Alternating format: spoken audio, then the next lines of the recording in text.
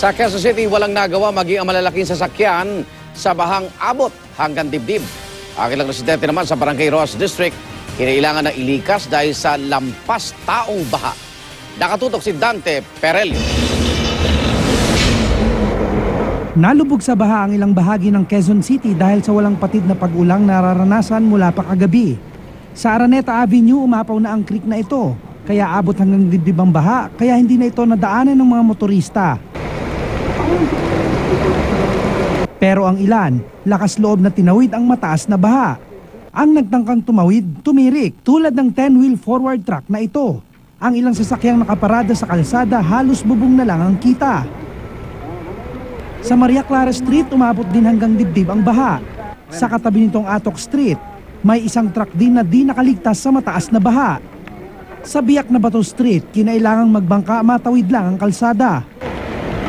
Sa Mayon Street at Cuenco Street naman, abot hanggang tuhod din ang tubig, pero malakas ang agos galing sa mga drainage system. Sa E. Rodriguez, mataas din ang tubig na hanggang tuhod, kaya naman naglutangan ang mga basurang ito. Sa Barangay Rojas District na madalas bahain, kinailangang magsagawa ng rescue at evacuation. Ang mga bahay na may second floor inabot ng tubig.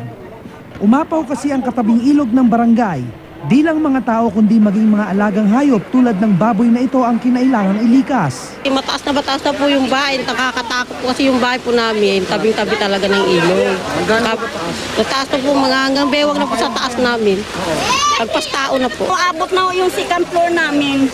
Kasi mababa sa amin. Pansamantalang tumutuloy ngayon sa simbahan at covered court ng barangay ang may 62 pamilyang naapektuhan.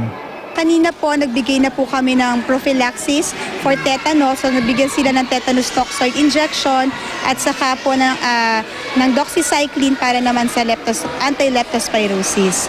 Tapos, nabibigyan na provide naman po sila ng pagkain from the barangay and yung Social Services Department po ng Quezon City. Dante Perelio, nakatutok, 24 oras.